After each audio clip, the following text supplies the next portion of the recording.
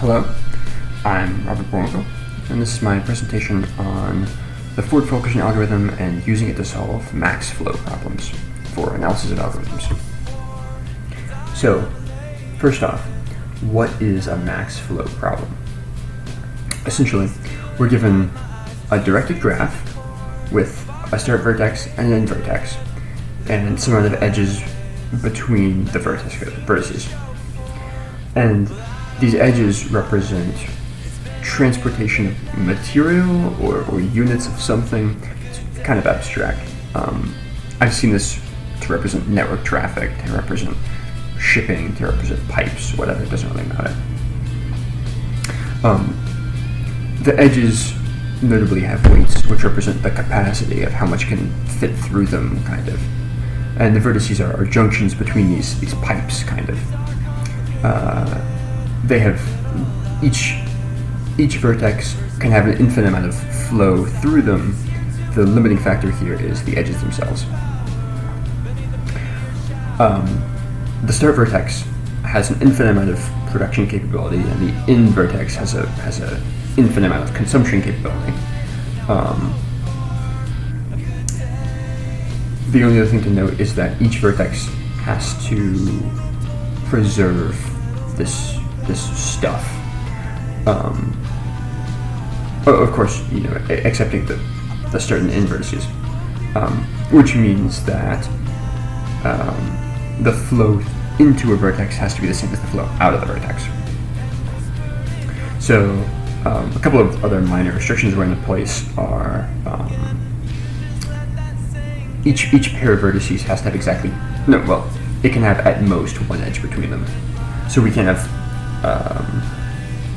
two edges going the same direction, or an edge going both directions. Capacity has to be non-negative. I think it's a little self-explanatory. If we want to have a negative capacity, we could just flip the edge around. Okay. So here's an example of a good network and a bad network. The good network has exactly one start node, exactly one end node. The bad network has 2 start nodes and 0 end nodes. All of the capacities or weights are non-negative here, but this one's negative, which is bad. The other important thing is these 2 nodes have 2 edges between them, as do these 2 nodes. This is unacceptable. Okay, so now kind of some intuitive examples, I guess. So, for this case, let's say this is a pipe, right? And then this number is the cross-sectional area of the pipe, right? It doesn't really matter how much fluid we can fit through this pipe. What really matters is how much fluid we can fit through this tiny pipe, right? So, in fact, the maximum amount of flow from the start vertex to the end vertex of this network is only 6, despite having a capacity of 15 here and a capacity of 8 here. We can only fit 6 units through this network. This network, if you'll note the direction of the edge, it is going opposite what we want it to. So it doesn't matter how much the start node produces, we can't get anything to the end node. So the max flow through this network is 0.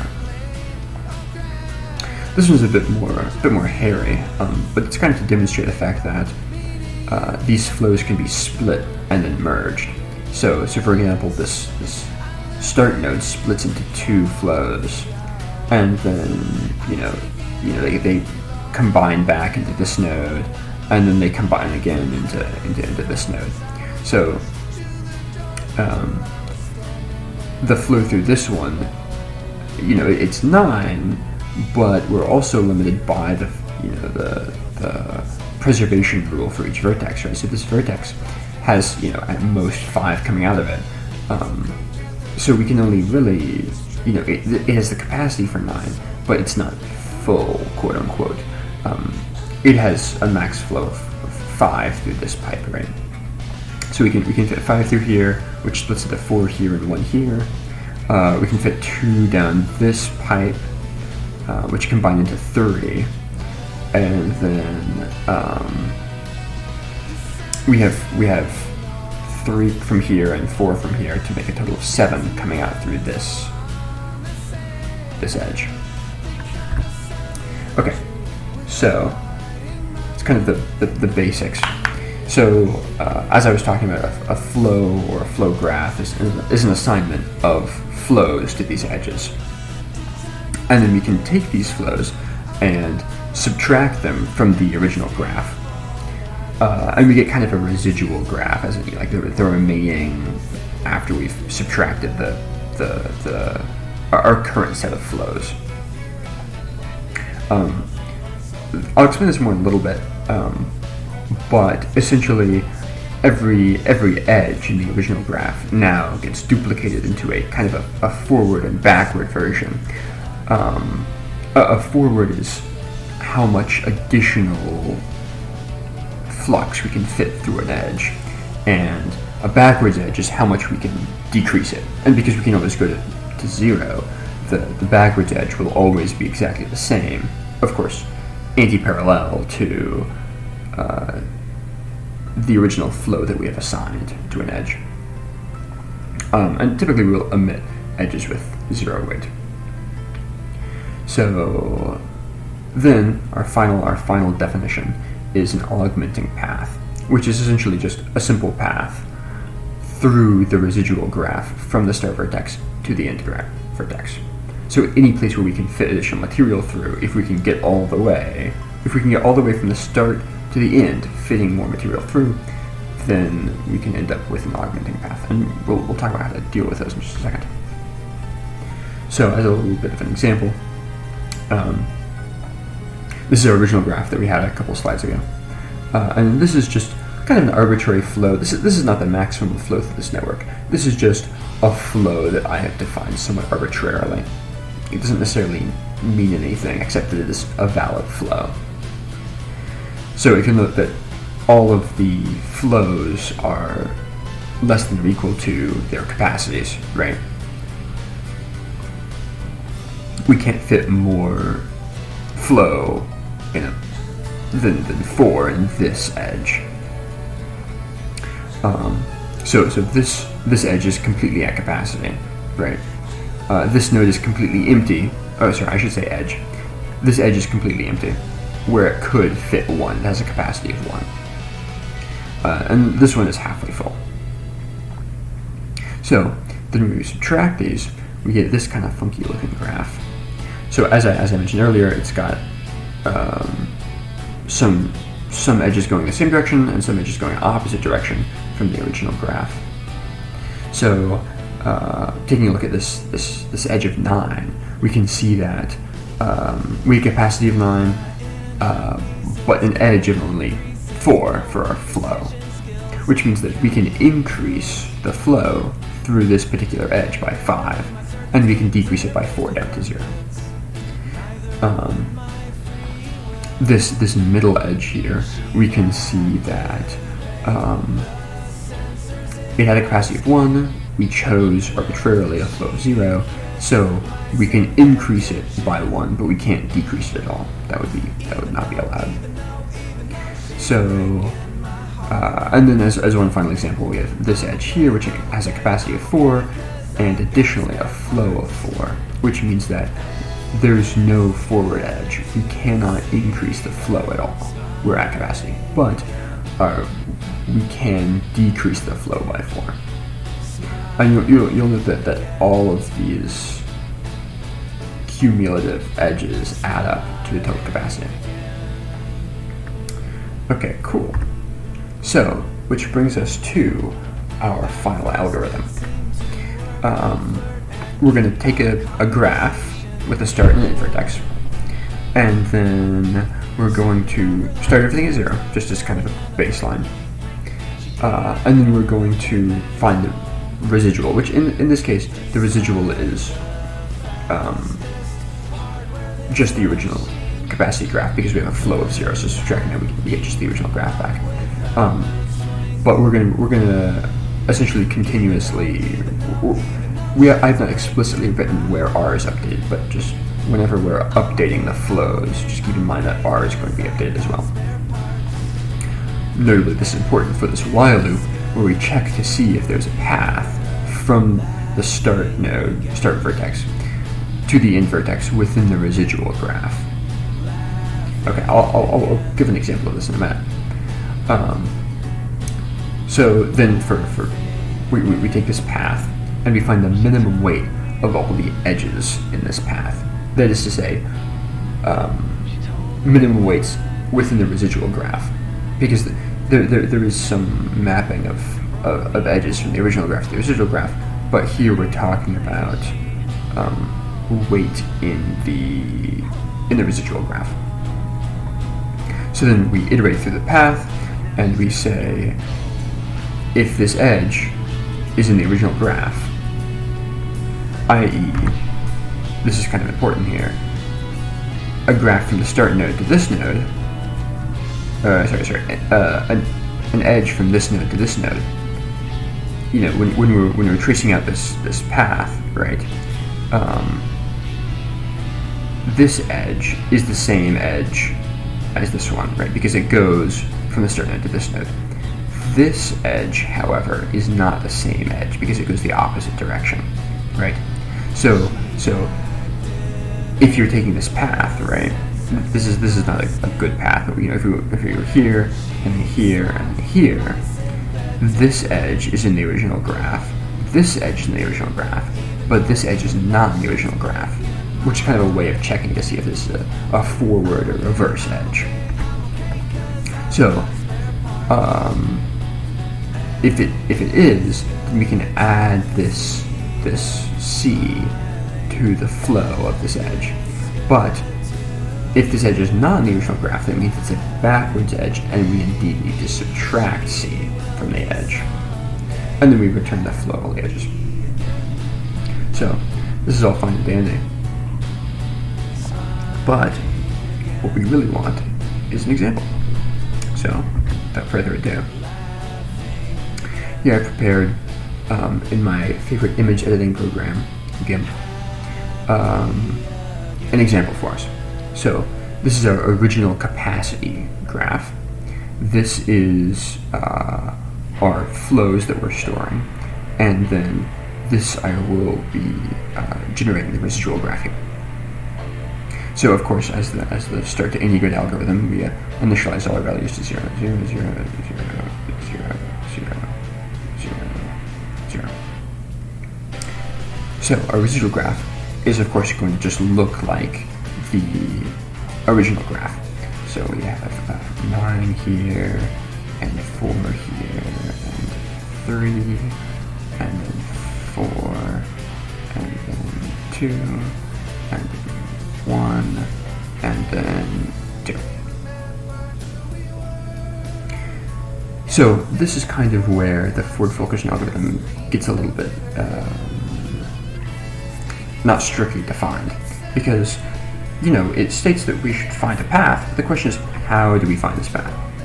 And I'm going to be picking some kind of weird ways to demonstrate some of the quirks of this algorithm, but really, we can find a path any way we want to, as long as we find a path. Some things will give us better time complexities, but at the end of the day, we can choose whatever method we want to find this path. A common way is a breadth first search. But just for this example, I'm going to choose this path. We're going to go here, and then we're going to go here, and then we're going to go here, and then here, and then here.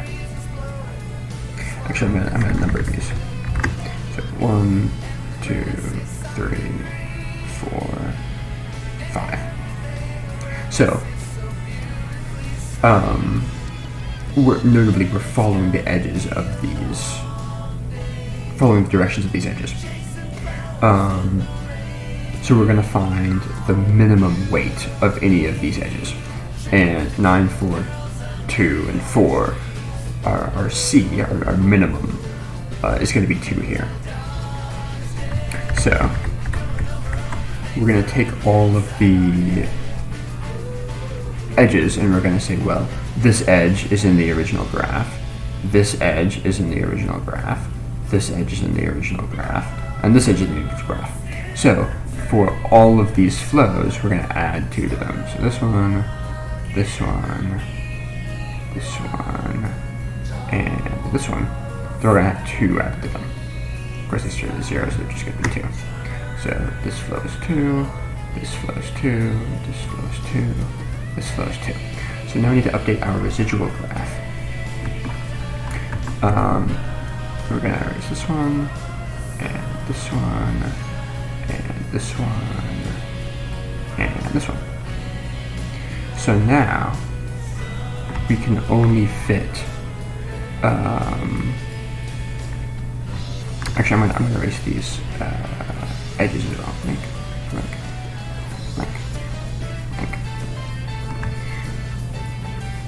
So our forwards edge is going to be how much additional we can fit. So if our capacity is 9 and our flow is 2, we can fit 7 more, and then we can always subtract down to 0. Similarly, 4 minus 2 is 2, and we can always take back our 2 that we originally assigned. In this case, we cannot add any more through this pipe, but we can subtract 2. So this edge is going to be going this way. This one has very familiar 2 and 2. Okay, cool. So now we have to pick another path. Again, somewhat arbitrarily, I'm going to pick this path. Start here, and then go here, and then go here.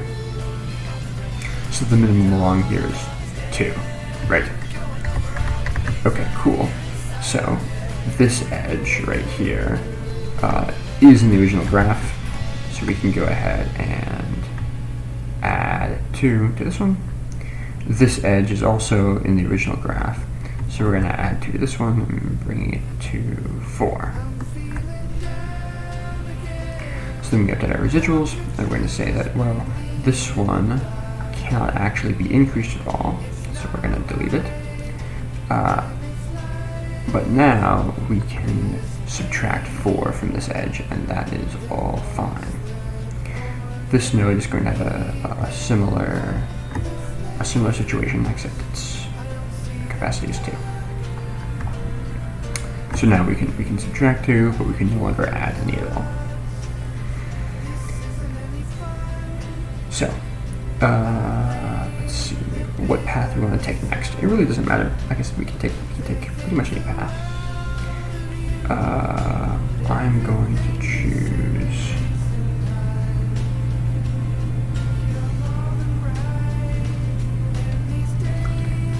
this path. We're going to go from here to here to here to here. So the first one, the 0th one, the first one, the second one, and the 3rd one. So the minimum of these is 2, and so we can say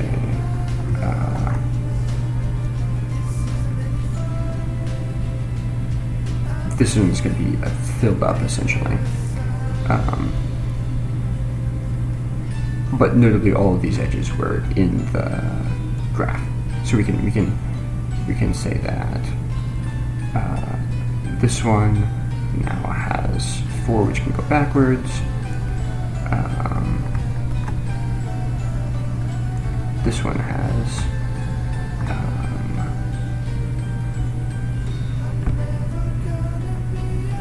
2, which can go backwards, and 1 which can go forward. And this one that can be updated from 7 to 5, and this one can go from 2 to 4. And then along the way we can add 2 to each of these. So this becomes 4.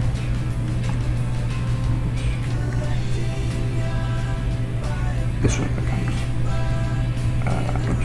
this one becomes 4, and this one becomes 2. So this is all fine and dandy, but we can do better. Notably, we can go from this node to this node to this node to this node to this node. And we followed all the right directions within this residual graph. But an important thing to note here, and this is one of the quirks of the Ford-Fulkerson algorithm, is this edge is actually a backwards edge. So kind of an interesting result here is that even if we choose kind of a bad path at the beginning, admittedly I deliberately chose a bad path to demonstrate this, but even if we do choose a bad path, we can correct it later by taking this backwards residual. So the maximum along this path, the minimum along this path would be this one, or this one, the same. So speak of this a little bit. If we add 1 to each of these, well, really what we should do is we should start with modifying the flow, because that's how the algorithm is set to run. So this edge is in the original graph, so we add 1 here. This becomes 5. This edge is also in the original graph, so we add 1. This edge, notably, is not within the original graph because it's anti-parallel, so instead we subtract 1, and we say this one is exactly 1.